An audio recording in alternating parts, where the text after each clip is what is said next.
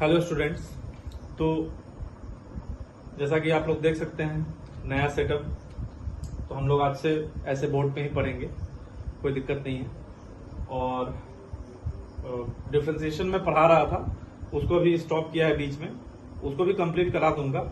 अभी नया chapter start करते हैं आज से, ठीक है। नया चैप्टर है इंटीग्रल कैलकुलस। इंटीग्रल कैलकुलस, ठीक है। अच्छा, इंटीग्रल कैलकुलस में टोटल 4 चैप्टर हम लोग को पढ़ना है। इनडेफिनिट इंटीग्रेशन, ठीक है। दूसरा चैप्टर डेफिनिट इंटीग्रेशन। तीसरा चैप्टर एरिया अंडर कर्व्स। और चौथा चैप्टर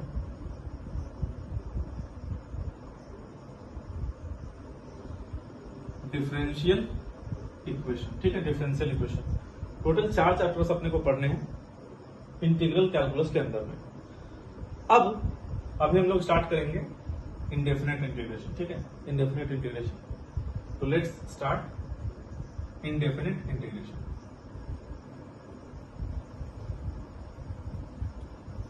ये जो चैप्टर है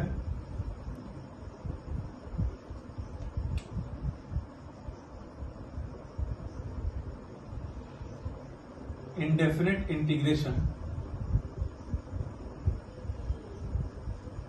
ये जो चैप्टर है, मतलब इसको मैं बोल सकता हूं वेरी वेरी इंपॉर्टेंट चैप्टर। बच्चों को सबसे ज्यादा दिक्कत इसी चैप्टर में आता है, और आगे का बेस यही चैप्टर है। मतलब डेफिनिट इंटीग्रेशन हो या फिर एरिया अंडर द कर्व हो, आगे का बेसिक चैप्टर यही है, ठीक है। तो इसमें ये होता क्या है, पहले ये समझते हैं। जैसे मान लो कि तुम लोगों ने पढ़ा है d/dx sine x. Sine x का जो डेरिवेटिव है कितना होता है, cos x होता है। साइन एक्स का डेरिवेटिव क्या होगा, cos x। तो हम क्या बोलेंगे, integration cos x dx will be sin x plus एक कांस्टेंट लगाएंगे c। ध्यान से समझना, साइन का डिफरेंशिएशन अगर cos है तो उल्टा cos का इंटीग्रेशन क्या होगा, sin हो जाएगा, ठीक है। साइन का डिफरेंशिएशन cos, तो cos का इंटीग्रेशन sin, ठीक है। ये जो है इसको साइन ऑफ इंटीग्रेशन बोलते हैं। ये क्या है, इंटीग्रेशन साइन है, इसको इंटीग्रैंड बोलते हैं। हम अभी लिखवा देंगे थोड़ी देर में। cos x को इंटीग्रैंड बोलते हैं, और जो d के साथ x है इसको वेरिएबल ऑफ इंटीग्रेशन बोलते हैं, ये ठीक है। तो ये समझ गए, साइन का इंटीग्रेशन cos है, सॉरी cos का इंटीग्रेशन साइन है। वैसे ही तुम लोग जानते हो कि कुछ भी जैसे tan x का डिफरेंशिएशन कितना हो जाएगा, sec स्क्वायर x होगा। तो इसको हम क्या बोल सकते हैं, tan x का डिफरेंशिएशन sec स्क्वायर, तो sec स्क्वायर का इंटीग्रेशन क्या होगा, tan। तो इसको ऐसे लिखेंगे, इंटीग्रेशन sec स्क्वायर x dx is equal to tan x plus c। तो आई होप बेसिक आइडिया लग गया। तो इसीलिए जो इंटीग्रेशन है, इस इंटीग्रेशन को हम बोलते हैं inverse process of differentiation. Inverse process of differentiation, है ना। इंटीग्रेशन क्या होता है, इनवर्स प्रोसेस ऑफ डिफरेंशिएशन होता है। रीजन सिंपल है, देख सकते हो, tan का sec स्क्वायर डिफरेंशिएशन, तो sec स्क्वायर का इंटीग्रेशन tan, है ना। इस वजह से इनवर्स प्रोसेस है, आप लोग देख सकते हैं इस बात को। तो ये तो हुआ बेसिक आइडिया कि क्या होता है, कैसे होता है। अब हम क्या करते हैं कि हम लोग आगे प्रोसीड करते हैं, कुछ फॉर्मूला वगैरह देखते हैं इसका, है ना। फॉर्मूला लिखते हैं, लिस्ट ऑफ फॉर्मूला बहुत इंपॉर्टेंट है। सारा क्वेश्चन ऑफ कोर्स फॉर्मूले में ही बनेगा। तो स्टैंडर्ड फॉर्मूला हम लोग लिखेंगे अभी। तो उसके लिए चलो बोर्ड को मैं दो पार्ट में डिवाइड कर लेता हूं। Standard formula,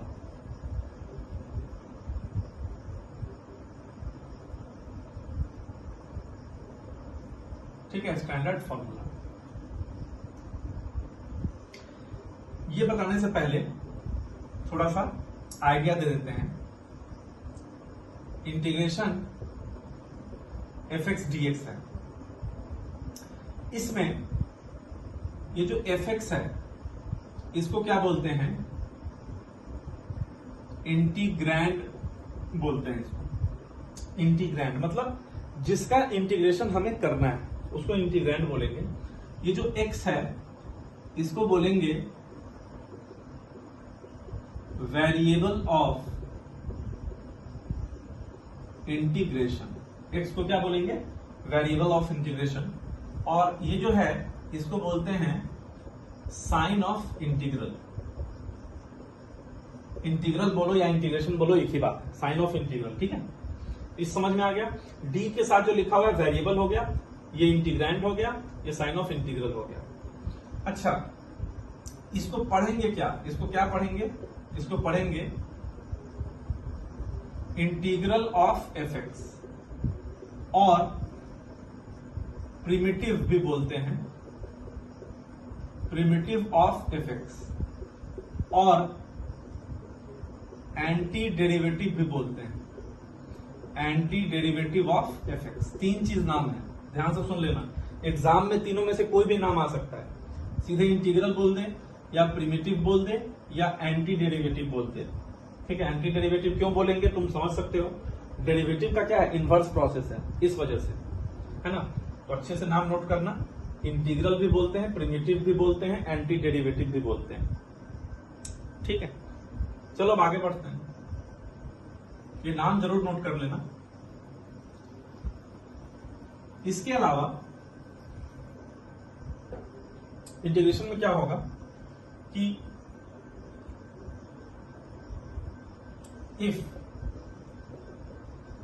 D by d x of f x, ये स्मॉल एफ एक्स है, अगर कैपिटल एफ एक्स का डिफरेंशिएशन स्मॉल एफ एक्स है तो हम क्या बोलेंगे, स्मॉल एफ एक्स का इंटीग्रेशन क्या होगा, capital f x plus some constant, capital f x plus some constant. अब समझने की बात यह है कि हम ये कांस्टेंट क्यों ऐड करते हैं, कांस्टेंट क्यों ऐड करते हैं। सिंपल सा चीज है, अगर हम तुम्हें यहां पे एफ एक्स के अलावा मान लो ये देते D by d x of, अगर हम ये देते एफ एक्स प्लस 5 बोलते, अगर एफ एक्स प्लस 5 बोलते तो तुम इंटीग्रेशन क्या बोलते हो उसका, एफ एक्स का इंटीग्रेशन, सॉरी डिफरेंशिएशन क्या बोलोगे, जैसे कैपिटल एफ एक्स का डिफरेंशिएशन स्मॉल एफ एक्स है तो कैपिटल एफ एक्स प्लस 5 का डिफरेंशिएशन भी क्या होगा, of course small f x होगा, क्योंकि 5 का डेरिवेटिव 0 होगा। तो अगर हम बोले कैपिटल एफ एक्स प्लस 7 का डिफरेंशिएशन क्या होगा, ये भी स्मॉल एफ एक्स होगा। तो कहने का ये मतलब है कि हम अगर इंटीग्रेशन करेंगे एफ एक्स का तो अब हमें एफ एक्स मिलेगा या एफ एक्स प्लस 5 मिलेगा या एफ एक्स प्लस 7 मिलेगा, ये कैसे पता चलेगा, कुछ भी आ सकता है ना। तो खाली इंटीग्रेशन एफ एक्स को कैपिटल एफ एक्स लिखना गलत है, ठीक है। Basically capital f x plus 5 भी आ सकता है, कैपिटल एफ एक्स प्लस 7 भी आ सकता है, 8 भी आ सकता है। तो ओवरऑल उसी कांस्टेंट को बैलेंस करने के लिए हम यहाँ पे एक सी ऐड करते हैं, ठीक है। सी को बोलते हैं constant of integration, constant of integration, ठीक है। सी को कांस्टेंट ऑफ इंटीग्रेशन बोलते हैं। तो इतना बेसिक पॉइंट्स बताना बहुत जरूरी था। अब हम लोग डायरेक्टली फॉर्मूला पे आते हैं, नोट करते चलना सब, ठीक है। फॉर्मूला पे आ जाते हैं। पहला formula, integration of sine x D x. ये ध्यान देना, साइन का एक्स है तो यहां वेरिएबल ऑफ इंटीग्रेशन भी एक्स है, ये होगा माइनस कॉस एक्स प्लस सी, ठीक है। दूसरा, बेसिकली इस सी के वजह से ही हम इसको इंडेफिनिट इंटीग्रेशन बोलते हैं। इंडेफिनिट इंटीग्रेशन क्यों, क्योंकि सी का वैल्यू फिक्स नहीं होता है, इंडेफिनिट वैल्यू होता है, इसलिए इंडेफिनिट इंटीग्रेशन। और डेफिनिट इंटीग्रेशन में क्या होगा, सी एलिमिनेट हो जाएगा, डेफिनिट इंटीग्रेशन में सी का वैल्यू एलिमिनेट हो जाता है। अच्छा, cos x का लिखो, cos x का, cos x का इंटीग्रेशन क्या होगा, sin x होगा। क्यों होगा sin x? क्योंकि sin का डिफरेंशिएशन cos होता है, इसलिए cos का इंटीग्रेशन sin होगा। अच्छा, sin का माइनस cos क्यों हुआ? क्योंकि cos का डिफरेंशिएशन माइनस sin होता है, ठीक है, तो माइनस sin का इंटीग्रेशन cos होगा, तो sin का इंटीग्रेशन माइनस cos होगा, ठीक है। अच्छा, तीसरा मान लो tan x का इंटीग्रेशन क्या होगा, लिखना ध्यान से, ln mod sec x, है ना।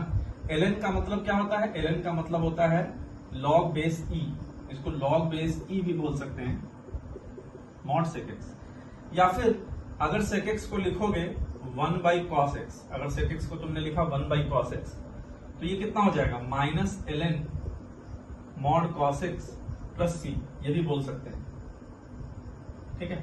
Minus ln mod cos x plus c भी बोल सकते हैं इसको, क्योंकि log a by b कितना होता है, log a minus log b। अच्छा, फोर्थ tan x हो गया, फिर cot x, cot x का इंटीग्रेशन होता है log sin x plus c, log sin x हो जाएगा। अच्छा, ये क्यों होता है, कैसे होता है, आपको बाद में पता चल जाएगा, अभी आप लिखो फॉर्मूला, इसको माइनस ln cosec x भी बोल सकते हो, ठीक है, माइनस ln cosec x, क्योंकि साइन कितना होता है, 1 by cosec x होता है, और log a by b क्या होगा, log a minus log b, ठीक है। फिर फिफ्थ रिजल्ट,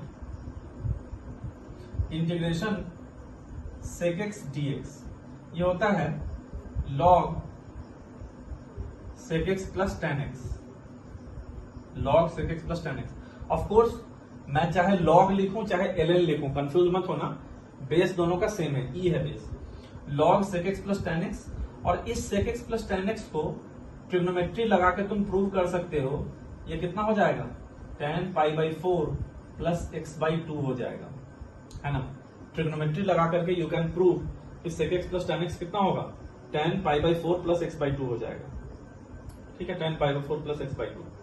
अब बेसिकली मतलब क्वेश्चन में कौन सा फॉर्मूला यूज होगा, कोई भी तुम यूज कर सकते हो, ये भी यूज कर सकते हो, ये भी यूज कर सकते हो, दोनों सही है। Sixth cosec x, cosec x का integration log cosec x minus cot x होगा, या फिर अगेन ट्रिग्नोमेट्री लगा के सॉल्व करोगे तो log tan x by 2 plus c, ठीक है, log tan x by 2 plus c हो जाएगा, ठीक है। तो ये टोटल ट्रिग्नोमेट्रिक फंक्शंस का मैंने बताया इंटीग्रेशन। इसके आगे आगे बढ़ते हैं, 7, ठीक है, साइन से लेकर के कॉसेक तक हो गया। और भी है, जैसे मान लो सेक स्क्वायर एक्स का इंटीग्रेशन है, तो सेक स्क्वायर एक्स का इंटीग्रेशन क्या होगा, tan x होगा। अच्छा, tan x क्यों होगा, क्योंकि tan का डिफरेंशिएशन सेक स्क्वायर होता है, इस वजह से tan x होगा। फिर कॉसेक स्क्वायर एक्स का इंटीग्रेशन वो कितना होगा, माइनस कॉट एक्स होगा, माइनस कॉट एक्स। कॉट का डिफरेंशिएशन क्या होता है, माइनस कॉसेक स्क्वायर, तो कॉसेक स्क्वायर का माइनस कॉट हो जाएगा। 9,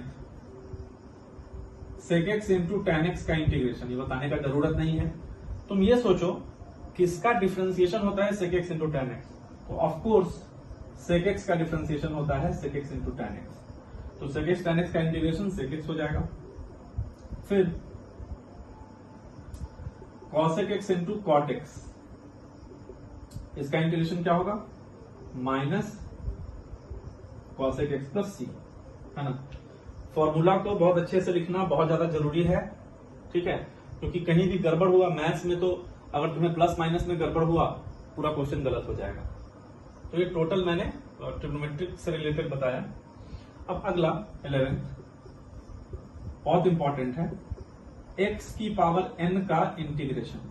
x की पावर n का डिफरेंशिएशन में क्या करते थे, पावर से मल्टीप्लाई करके, है ना, पावर से एक घटाते थे। इंटीग्रेशन में उल्टा करेंगे, पावर से डिवाइड करके पावर में एक बढ़ाएंगे, ठीक है। तो पावर से डिवाइड कर देंगे बाद में, पहले पावर में एक बढ़ा दो, x की पावर n प्लस 1 और उससे डिवाइड कर दो n+1, ठीक है, प्लस सी। मतलब डायरेक्टली पावर से डिवाइड नहीं हुआ, जो उसका पावर आए x की पावर कितना n+1/n+1। अब तुम चाहो तो इसका डिफरेंशिएशन निकाल के देखो एक बार, d/dx x की पावर n+1/n+1, इसका एक बार डेरिवेटिव निकाल के देखो तो क्या होगा, 1/n+1 बाहर और x की पावर n+1 का डिफरेंशिएशन कितना होगा, n+1 x की पावर n, ये कटेगा, कितना आ रहा है x की पावर n। देख सकते हो तुम कि इसका डिफरेंशिएशन x की पावर n है, इसी वजह से x की पावर n का इंटीग्रेशन ये है। सारे फॉर्मूले के साथ ऐसा ही होगा, केवल इसके साथ नहीं।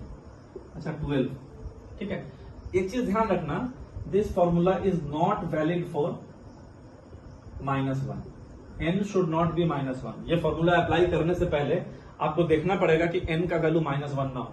क्यों? क्योंकि अगर तुम x की पावर -1 में ये फॉर्मूला लगा दोगे तो कितना आएगा, x की पावर -1+1 बाई -1+1, तो ये डिनोमिनेटर में क्या आ गया, 0 आ गया। और मैथ्स में है ना, ध्यान से समझ लेना, एनी फाइनाइट नंबर अपॉन 0, ये जो होता है ना, ये अनडिफाइंड होता है। कोई भी फाइनाइट नंबर को जब तुम 0 से डिफाइन करते हो, डिवाइड करते हो, तो वैल्यू क्या आता है, अनडिफाइंड आता है। तो इसी वजह से ये formula we can not apply for n is equal to -1, ठीक है। तो n इज इक्वल टू -1 के लिए अलग से फॉर्मूला है। क्या है फॉर्मूला, देखो, n is equal to -1, n is equal to -1 मतलब समझते हो, 1/x, इसी को x की पावर -1 भी तुम बोल सकते हो। तो तुम ये सोचो किसका डिफरेंशिएशन 1/x होता है, सोचो किसका डिफरेंशिएशन 1/x होगा। आंसर क्या मिला, log x, है ना। log x का जो डिफरेंशिएशन होगा तो इसका आंसर आएगा log x, log x आ जाएगा 1/x का आंसर, ठीक है। लिख लीजिए इन सब फॉर्मूलों को अच्छे से।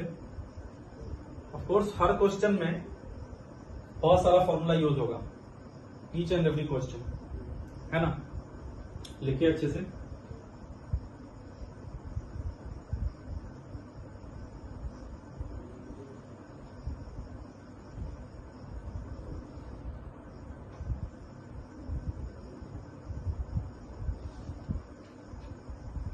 ओके, आगे बढ़ते हैं।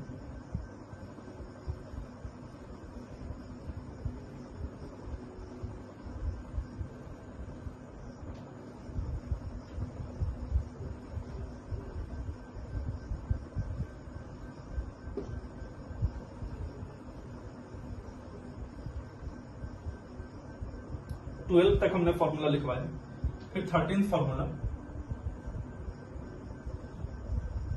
इसका भी याद रखिए, सॉरी नॉट d/dx, इंटीग्रेशन आप अभी के लिए इसको याद रख लीजिए। log x का इंटीग्रेशन वो कितना होता है, x log x minus x plus c होता है। इसका डेरिवेशन आगे हम बताएंगे, इंटीग्रेशन बाय पार्ट्स में बताएंगे ऐसा क्यों होता है, अभी याद रख लीजिए।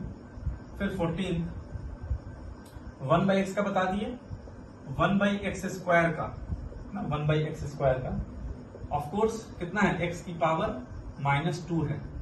1/x² का मतलब x की पावर -2, तो कितना होगा, x की पावर -2 प्लस 1, -2 प्लस 1, यानी यह आएगा -1/x। -1/x क्यों आया, क्योंकि -2 प्लस 1 कितना होगा, -1, तो यह आ गया x की पावर -1/-1 प्लस c, यानी -1/x प्लस c। x की पावर -1 को क्या लिख सकते हो, 1/x लिख सकते हो, तो माइनस पहले से था, तो -1/x प्लस c, ठीक है। तो इसको आप याद रखिए अच्छे से। उसके अलावा मान लो 1/√x है, मतलब ये सब आपको डायरेक्टली याद होना चाहिए। तो याद करो डिफरेंशिएशन में √x का डिफरेंशिएशन क्या होता था, 1/2√x, तो 1/√x का इंटीग्रेशन हो जाएगा 2√x प्लस c। तुम चाहो तो इसको भी देख सकते हो, क्या है ये, x की पावर -1/2 है, x की पावर -1/2, तो तो इसको लगाओ x की पावर -1/2 प्लस 1 बाई -1/2 प्लस 1, है ना। तो ऊपर में आएगा x की पावर 1 - 1/2 यानी 1/2, और नीचे में आएगा 1/2 प्लस c। ये 2 ऊपर चला गया उछल के, तो 2√x प्लस c, है ना। ऐसे करके डेरिवेशन कर सकते हो सबका, लेकिन तुमको डायरेक्टली याद रहना चाहिए कि 1/√x का 2√x होता है, 1/x² का -1/x होता है, एंड सो ऑन। ये 15 हुआ। उसके अलावा और भी कुछ है, जैसे इंटीग्रेशन dx बाई √1 - x², ये कितना हो जाएगा, sine inverse x plus c होगा। इसको sine inverse x plus c भी बोल सकते हो, या फिर minus cos inverse x plus c भी बोल सकते हो। क्यों? याद करो, साइन इनवर्स x का डिफरेंशिएशन क्या होता था, 1/√1 - x²। तो 1/√1 - x² का इंटीग्रेशन होगा साइन इनवर्स x। अच्छा, कॉस इनवर्स का डिफरेंशिएशन क्या था, माइनस ऑफ दिस, तो इसी का इंटीग्रेशन माइनस कॉस इनवर्स भी हो सकता है। सिमिलरली अगर tan इनवर्स x का करना है, जैसे dx बाई 1 प्लस x², तो इसको क्या बोल सकते हो, इसको tan inverse x plus c, या फिर minus cot inverse x plus c, तुम दोनों में से कुछ भी बोल सकते हो। उसी प्रकार से integration dx by x into √x² - 1, इसको क्या बोलोगे, either sec inverse x plus c, या फिर minus cosec inverse x plus c, दोनों में से कुछ भी तुम बोल सकते हो इसको भी। ठीक है, नोट कर लीजिए इन चीजों को भी। उसके अलावा और भी एक है फॉर्मूला, e की पावर x का इंटीग्रेशन e की पावर x ही रहेगा, है ना। e की पावर x का इंटीग्रेशन e की पावर x रहेगा, और a की पावर x का डिफरेंशिएशन याद करो कितना होता था, a की पावर x ln a से मल्टीप्लाई करते थे, यहाँ पे डिवाइड करेंगे, तो a की power x upon ln a plus c। ठीक है, यहाँ पे ये ध्यान देना कि of course a should be positive, a not equal to 1। ठीक है, तो इन सब चीजों का ध्यान में रखना बहुत जरूरी है। बेसिक कुछ फॉर्मूला मैंने बताया है यहाँ पे, और भी बहुत सारा फॉर्मूला है इंटीग्रेशन के अंदर ना, बहुत सारा फॉर्मूला है। धीरे धीरे जैसे जैसे हम लोग चैप्टर में आगे बढ़ेंगे वैसे वैसे आप लोग को समझ में आएगा। आप लोग लिखें जल्दी जल्दी यहाँ तक।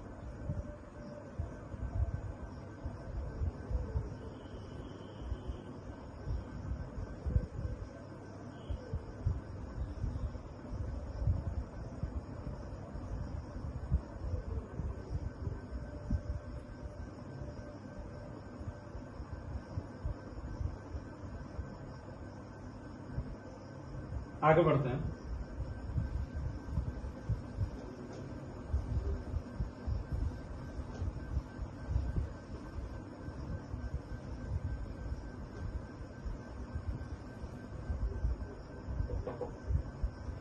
अब और है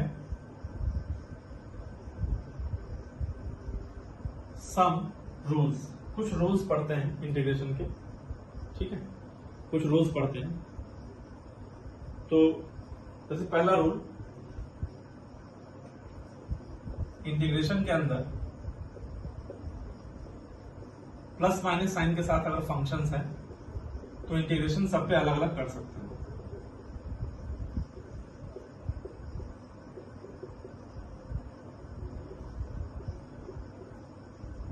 this is our first rule. Second rule, अगर कुछ कांस्टेंट है इंटीग्रेशन के साथ मल्टीप्लिकेशन में, फंक्शन के साथ अगर कुछ कांस्टेंट है तो you can take the constant out, है ना। तो k को बाहर कर लिया, fx का इंटीग्रेशन। थर्ड, मतलब अगर fx इंटू gx है, कोई फंक्शन दो मल्टीप्लिकेशन में है, तो इसका ये मतलब बिल्कुल भी नहीं है कि fx का कर लोगे और फिर gx का कर लोगे। देखो बीच में नॉट इक्वल टू का साइन है। सिमिलरली fx बाई gx है, उसको भी बिल्कुल भी, है ना, ऐसे नहीं करना है। fx ये सब काम मत करना कभी भी, ये सब वैलिड नहीं है, ठीक है। मतलब केवल प्लस माइनस पे तुम अलग अलग कर सकते हो, या फिर बाहर में कांस्टेंट को तुम बाहर ले सकते हो। और चीज है, मान लो किसी ने बोल दिया कि सीधे इंटीग्रेशन dx लिख दिया, देखो सीधे इंटीग्रेशन dx, तो इसका मतलब क्या हुआ, यहाँ पे कुछ नहीं है, मतलब 1 है, 1 को लिख सकते हो x की पावर 0, तो x की पावर n पे कर दो तो ये आ जाएगा x प्लस c आ जाएगा। तो मतलब dx का इंटीग्रेशन सीधा सीधा x आ जाएगा। मान लो यहाँ पे लिखा हुआ है integration of d ln x, ये लिखा हुआ है, तो इसका आंसर सीधा सीधा कितना आ जाएगा, ln x प्लस c। अगर इंटीग्रेशन d sin x लिखा हुआ है तो इसका आंसर सीधा सीधा कितना आ जाएगा, sin x प्लस c, ठीक है, कोई दिक्कत की बात नहीं है। तो ये फॉर्मूला इतना लिख लो, इसके बाद हम लोग अब कुछ क्वेश्चंस ट्राई करेंगे।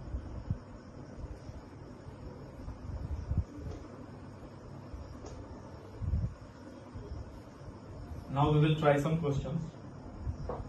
So let's take couple of questions.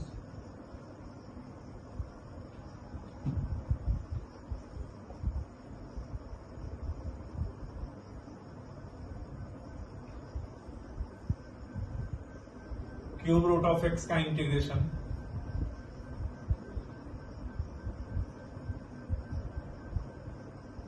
One by x की पावर 1/3 का इंटीग्रेशन,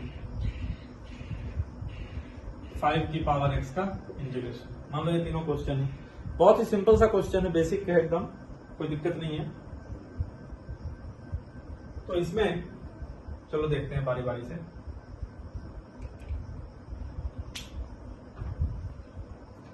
जैसे पहला फर्स्ट वाला, क्यूब रूट ऑफ एक्स का मतलब समझते हो, क्यूब रूट ऑफ एक्स का मतलब होता है x का power 1/3। Cube root of x का क्या मतलब होता है, x का पावर 1/3। इनफैक्ट अगर ऐसा लिखा हुआ है nth रूट ऑफ x, तो इसका मतलब होता है x का पावर 1/n, है ना। कहीं पे मान लो ऐसे लिखा हुआ है क्यूब रूट ऑफ, अंदर में x का पावर 4 लिखा हुआ, तो इसका मतलब क्या हुआ, x का पावर 4, इसका पावर 1/3, यानी x का पावर 4/3 लिखा हुआ है, ठीक है। तो चलो x की पावर 1/3 है ये, तो इसका सीधा इंटीग्रेशन x की पावर n पे कितना होगा, x की power 1/3 plus 1 by 1/3 plus 1 plus c, यानी x की पावर 4/3 बाई 4/3 प्लस c, तो कितना आएगा 3/4। ये जो 4/3 है जब ऊपर जाएगा तो कितना हो जाएगा 3/4, x की पावर 4/3 प्लस c, ऐसा कुछ आ जाएगा। ये सही है, ये हो गया फर्स्ट वाले का आंसर। सेकेंड वाला क्या है, 1/x की पावर 1/3। तो इसमें याद रखो कि नीचे में जो पावर है, जैसे अपने पास रिजल्ट क्या होता है, a की पावर माइनस m, ये होता है 1/a की पावर m। मतलब ध्यान दो, नीचे में पावर अगर पॉजिटिव है तो ऊपर जाके पावर नेगेटिव हो जाएगा, और ऊपर में अगर नेगेटिव है तो नीचे जाके पॉजिटिव हो जाएगा। तो यहाँ नीचे में पावर क्या है, पॉजिटिव है, तो ऊपर जाएगा तो पावर नेगेटिव हो जाएगा। अब इसको x की पावर n पे कर दो, तो x की power -1/3 plus 1 by -1/3 plus 1 plus c हो जाएगा। -1/3 प्लस 1 कितना होगा, है ना, 3 - 1 यानी 2/3, और नीचे भी 2/3 प्लस c कितना आ जाएगा, अगेन ये 2/3 ऊपर गया, 3/2 x की पावर 2/3 प्लस c आ जाएगा। इसको नोट कीजिए आप लोग।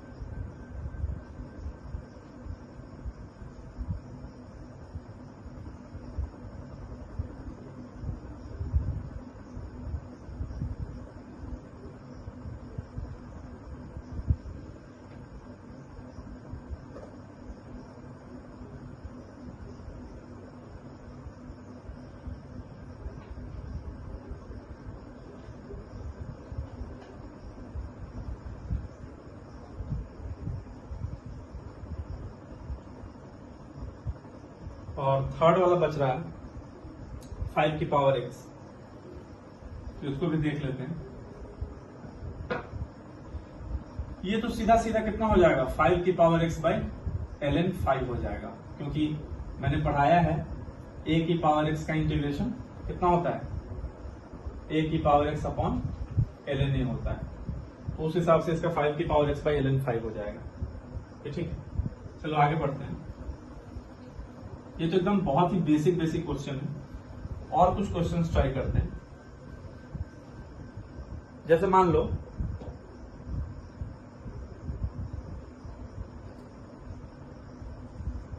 Question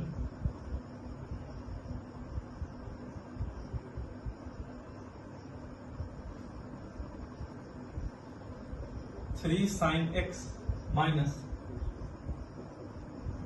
4 cos x plus 5 sec square x minus 2 cosec square x dx। ये क्वेश्चन मान लो, ठीक है। तो इसको देखते हैं कैसे सॉल्व करेंगे। तो ऑफ कोर्स मैंने पहले ही बताया है कि प्लस माइनस साइन के साथ इंटीग्रेशन क्या हो जाएगा, बाहर हो जाएगा, मतलब सबके साथ अलग अलग हो जाएगा। तो इसको लिखो, ये हो जाएगा integration 3 sine x minus integration 4 cos x plus integration 5 sec square x minus integration 2 cosec square x dx। ठीक है। अब मैंने ये भी बताया था कि अगर आपके पास कांस्टेंट है इंटीग्रेशन में तो कांस्टेंट बाहर हो जाएगा। ठीक है, कांस्टेंट बाहर। तो यहाँ पे 3 बाहर हो गया, ये हो गया इंटीग्रेशन साइन एक्स माइनस यहाँ पे 4 बाहर इंटीग्रेशन कॉस एक्स प्लस यहाँ पे 5 बाहर इंटीग्रेशन सेक स्क्वायर एक्स और यहाँ पे 2 बाहर integration cosec square x dx। ठीक है, अब आप तो बस सॉल्व कर दो। 3 अच्छा साइन एक्स का इंटीग्रेशन माइनस कॉस एक्स।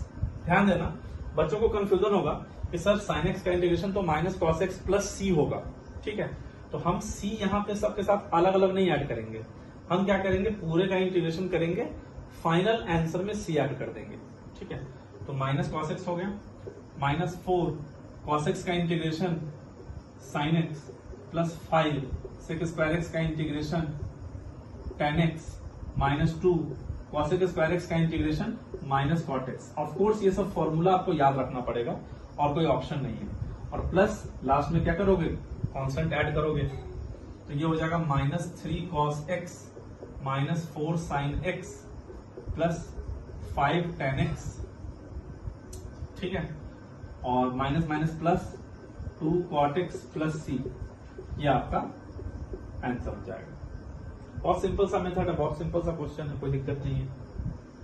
अगला क्वेश्चन और एक लेते हैं।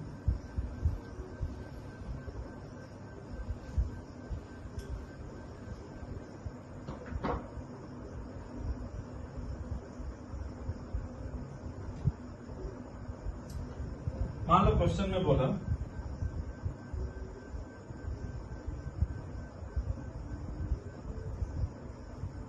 X square plus 1/x square का क्यूब बोला। For example x square plus 1/x square का क्यूब। सबसे पहले आप लोग को फॉर्मूला याद होगा a प्लस बी का होल क्यूब, है ना। a प्लस बी का होल क्यूब अलजेब्रा में पढ़ाया जाता है, क्लास 7, 8, 9 ऐसा कुछ। कितना होता है, ये होता है a cube plus b cube plus 3a square b plus 3a b square, या फिर इसी को लिख सकते हो a cube plus b cube plus 3ab into a plus b. ठीक है, कुछ भी लिखो। तो इस फॉर्मूला पे इसको आप a मान लो और 1/x स्क्वायर को आप b मान लो। लगा दो फॉर्मूला, a क्यूब यानी x स्क्वायर का क्यूब, b क्यूब यानी 1/x स्क्वायर का क्यूब, 3a स्क्वायर b, तो 3x स्क्वायर का स्क्वायर इंटू b यानी 1/x स्क्वायर, 3ab स्क्वायर यानी x स्क्वायर और 1/x स्क्वायर का होल स्क्वायर। ये कुछ ऐसा आ जाएगा। इस पूरे के साथ आप dx लगा दो। अच्छा, अब फिर क्या है, सबके बीच में प्लस माइनस है, प्लस है सबके बीच में, तो सब पे अलग अलग कर दो। एक्स स्क्वायर का क्यूब कितना होगा, एक्स क्यूब, एक्स की पावर 6 हो जाएगा dx प्लस, ध्यान दो 1/x स्क्वायर का क्यूब कितना होगा, 1/x एक्स की पावर 6 dx प्लस 3 और ये कितना होगा x की पावर 4 और नीचे एक्स स्क्वायर है, ये है x की पावर 4 और नीचे में एक्स स्क्वायर है, कटेगा एक्स स्क्वायर बचेगा प्लस इंटीग्रेशन 3, यहां पे एक्स स्क्वायर है, नीचे में x की पावर 4 है तो 1/x स्क्वायर आएगा dx। तो ये हो गया x की पावर 6, x की पावर 1/x की पावर 6 को क्या लिखोगे x की पावर -6 प्लस यहाँ पे इस 3 को तुम बाहर करो तो 3 बाहर कांस्टेंट है एक्स स्क्वायर, यहाँ पे भी ये भी 3 बाहर तो 1/x स्क्वायर कितना हो जाएगा x की पावर -2 dx। ये ठीक है, बस सॉल्व कर दो। x की पावर 6 का आंसर x की पावर 7/7। फॉर्मूला क्या पढ़ाया था, x की पावर n का याद करो, x की पावर n+1/n+1 और यहाँ पे n नॉट इक्वल टू -1 था, ठीक है। तो x की पावर 7/7 प्लस x की पावर -6 का क्या होगा, x की पावर -5/-5 प्लस 3 x स्क्वायर का क्या होगा x³/3 प्लस 3 x की पावर -2 का क्या होगा x की पावर -1/-1 प्लस c कर दो। फाइनली आंसर लिखो x power 7/7 -1/5x power 5 plus x³ -3/x plus c, ठीक है। ये आपका आंसर हो गया। तो आप इसको अच्छे से नोट कर लें और हम लोग फिर इसके अगले लेक्चर पे इसके आगे और भी बहुत सारा क्वेश्चंस करेंगे, आगे प्रोसीड करेंगे, ठीक है।